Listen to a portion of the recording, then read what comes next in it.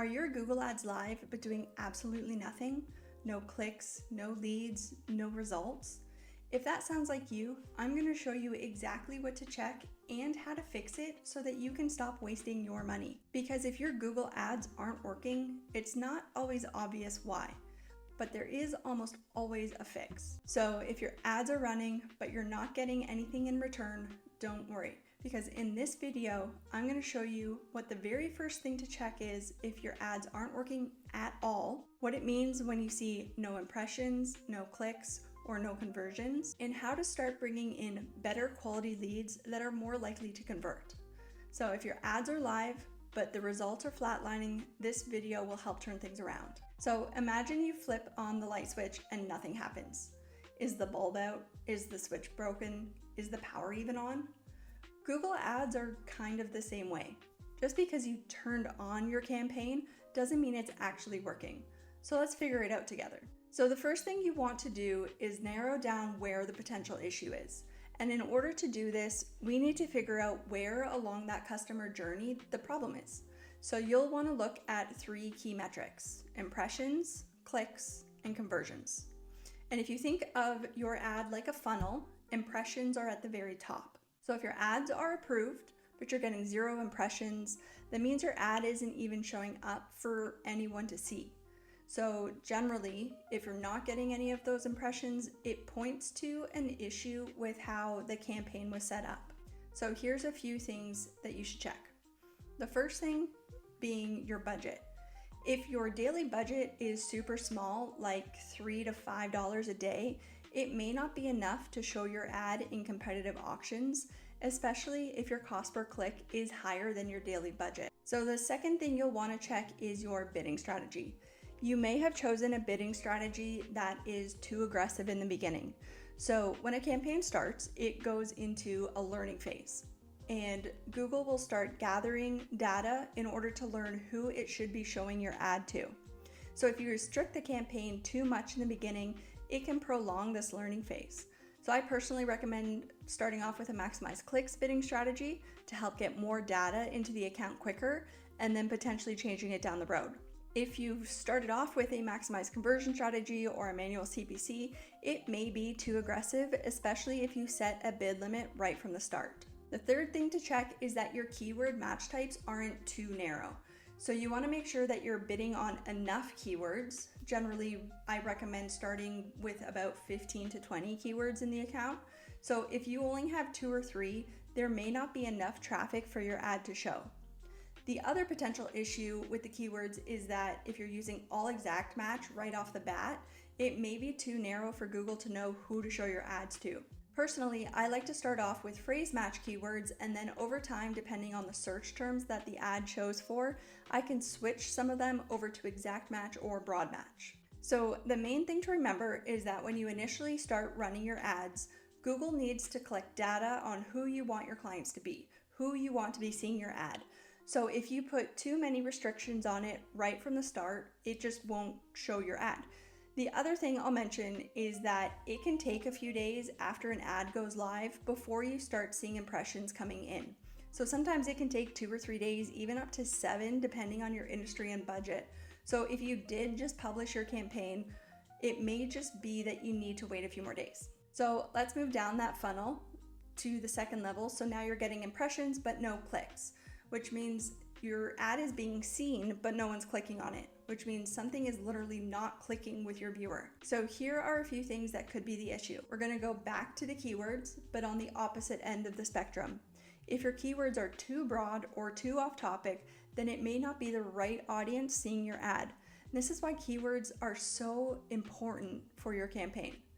If you use a keyword like cleaning, Google doesn't know if you mean house cleaning, carpet cleaning, teeth cleaning, pool cleaning, and so that can bring in a lot of the wrong crowd.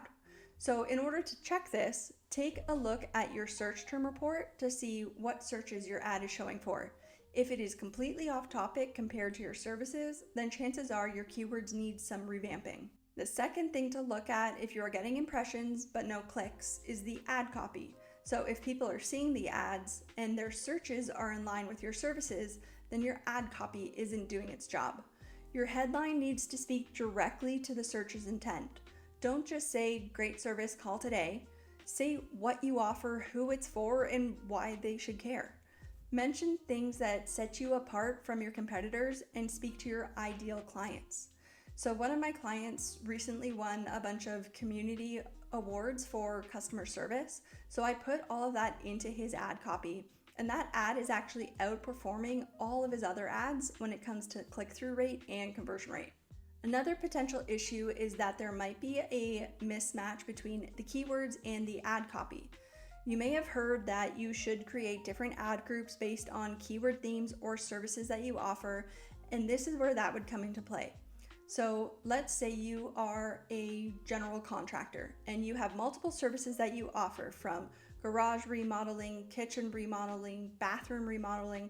So if someone searches garage remodeling and your ad just talks about bathroom or kitchen remodeling, chances are they won't be clicking on your ad.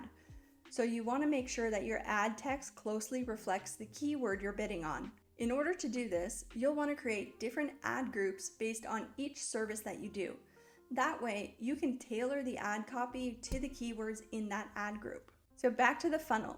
We're going to move down to the bottom. So you're getting impressions, you're getting clicks, but no conversions. And this is where a lot of people get frustrated with Google Ads. So your ad is being seen by people are clicking on it, but they're not taking action. And this one definitely hurts the most because you are paying for those clicks. So here's a few things that you should look at. Does your landing page match the ad? Back to that contractor example, if the person searches for bathroom remodel, clicks on your ad, and then ends up on a landing page talking about kitchens, that disconnect can really kill trust, and they will bounce off at your landing page really quickly. So make sure your page delivers exactly what the ad promises. You also want to make sure you have a clear call to action right at the top of the page so people don't have to go searching for the next step. Whatever you want their next step to be, whether it's a call or fill out a form, make sure that's really clear and right at the top of the page with as few roadblocks as possible. The next thing you'll want to check is that your conversion tracking is actually working. And this one's big. I've seen dozens of accounts where the conversion tracking isn't set up at all, or it's tracking vanity metrics. Sometimes conversions are happening, but the tracking is broken, so you think it's not. So double check your conversion setup inside Google Ads and Google Tag Manager. You also want to make sure that you're tracking the right conversions. If your goal is leads, then you'll want to track any way that a potential lead can contact you, whether that's through a contact us form or a phone call. Track it all. And the last thing is your landing page slow or confusing? So mobile users will bounce fast. If your page takes longer than 3 seconds to load, or your form is hidden, or the layout is sloppy, you're gonna lose people. Less is more. Keep the path to their action as clear and simple as possible. So now we are getting impressions, we're getting clicks, we're getting conversions, but what if those conversions are really low quality? This is probably the biggest issue I see business owners facing when I'm going through their accounts. They're getting a lot of contacts for competitors or services they don't offer, or just straight up spam. So how can we get better quality leads with your Google Ads? This one's not just about troubleshooting, it's more about optimization. You don't necessarily want more leads yet, you want better ones. So here are the 2 things that I would suggest. Use intent-based keywords. Make sure you're using high intent style keywords rather than keywords or phrases that people would use if they're still in the gathering information stage. So instead of bidding on the keyword photographer, try wedding photographer near me or family portraits Dallas. These are the people who know what they want and are ready to act. And the biggest thing is add negative keywords. These are the words that you don't want your ad to show for. So if you are a wedding photographer in Denver, I would probably add in family photographer as a negative keyword, or Jeep photographer, or how to photograph a wedding, or how much does a wedding photographer cost.